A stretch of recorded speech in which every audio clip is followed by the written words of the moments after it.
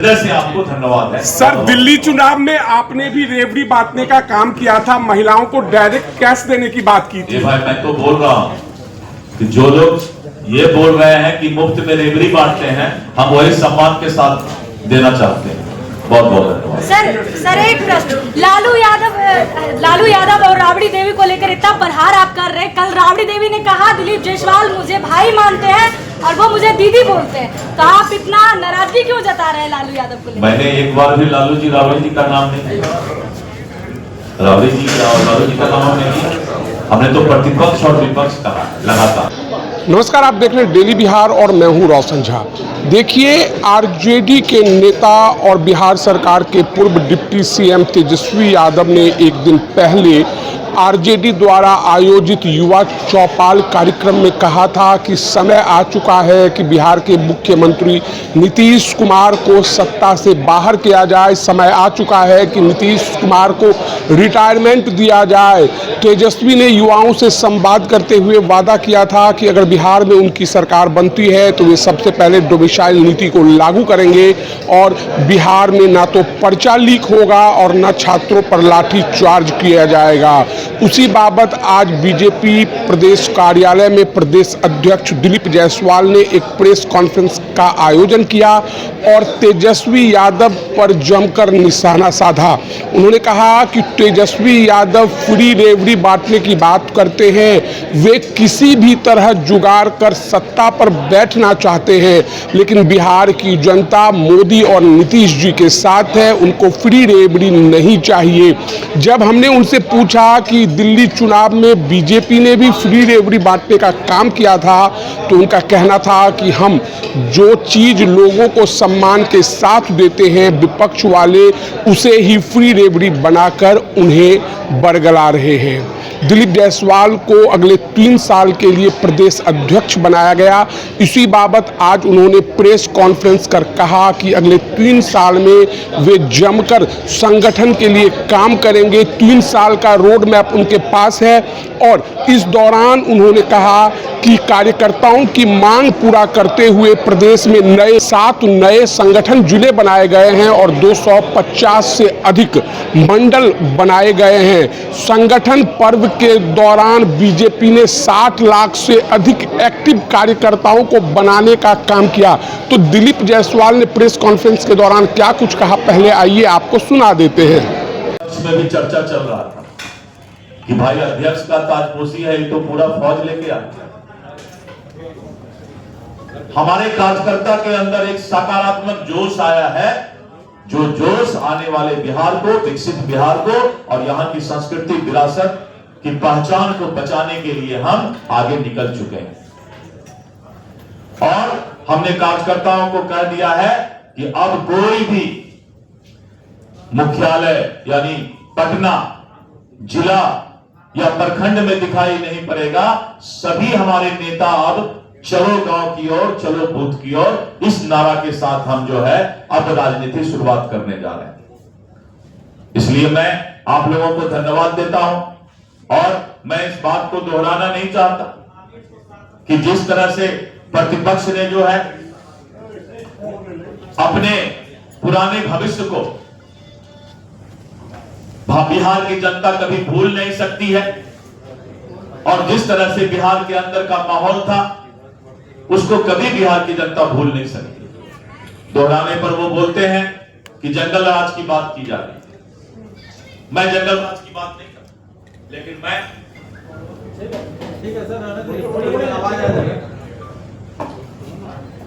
लेकिन मैं ये जरूर बोलना चाहूंगा कि जो जिस तरह से हत्या, लूट, अपहरण और फिरौती का प्रदेश, इस बिहार का नाम इस चारों चीज से जाना जाता था, आज बिहार को का पहचान नीतीश कुमार जी के नेतृत्व में बदला है।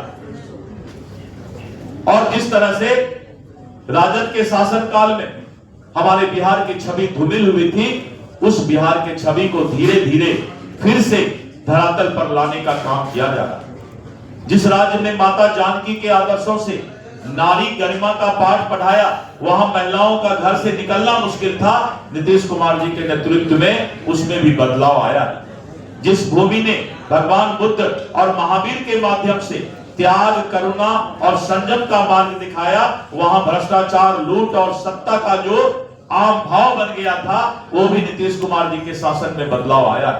मित्रों, आने वाला बिहार आपने प्रगति यात्रा में देखा कि जिस तरह से बड़ी बड़ी योजनाओं को मुख्यमंत्री जी ने धरातल पर लाने के लिए प्रगति यात्रा के एक सप्ताह के अंदर कैबिनेट में पास करके बजट को आगे बढ़ाने का काम किया है।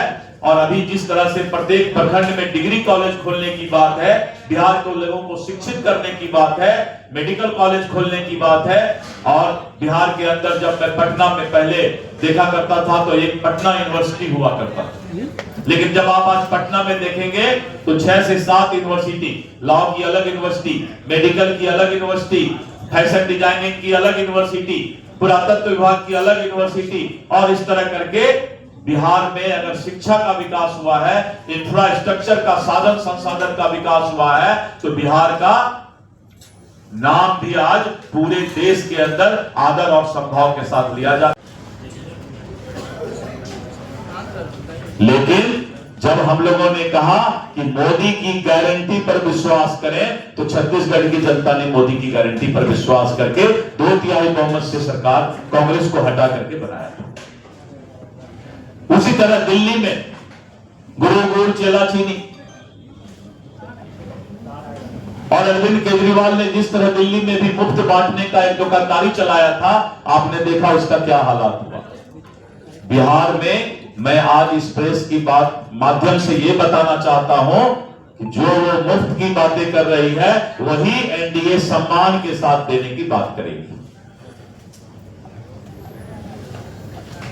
और तीसरी बातें आज मैं प्रेस के माध्यम से आपको बताना चाहता हूं कि भारतीय जनता पार्टी का संगठन महापर्व समाप्त हुआ है और हम करीब 60 लाख प्राथमिक सदस्य बनाए हैं। और पहले हमारा 1137 मंडल यानी प्रखंड का जो पार्ट होता है वो 1137 था। हमने अपने अध्यक्षीय काल में स्पैन ऑफ मैनेजमेंट को और गांव-गांव तक पहुंचाने के लिए, जिससे कि हम बूथ कमेटी को और मजबूत कर सके, क्योंकि बूथ जीता, चुनाव जीता, अंतिम हमारा इकाई बूथ होता है। इसलिए हमने मंडल को बढ़ाकर 14 और 22 मंडल हमने कर दिया।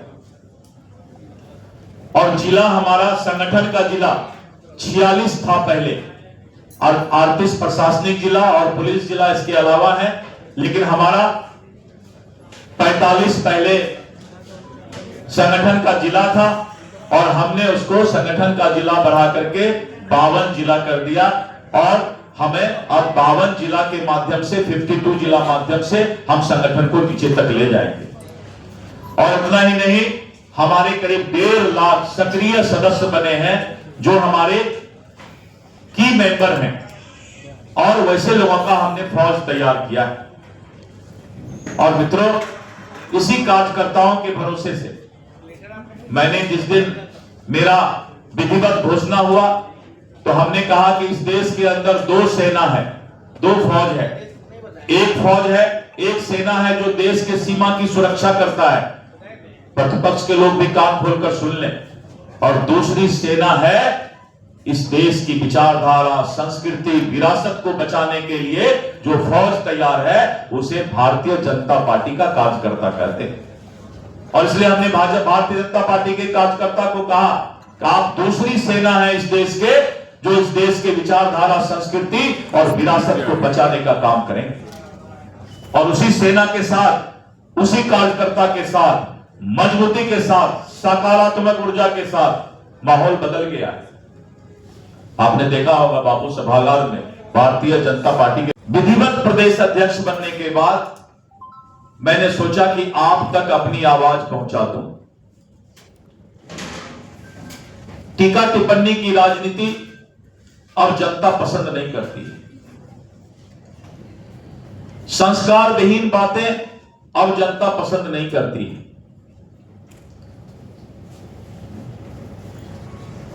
अब जनता लालटेन युग को नहीं ढूंढती है, लालटेन युग अब पसंद नहीं करती है। अब नीतीश कुमार का बिजली का युग ही जनता को पसंद है।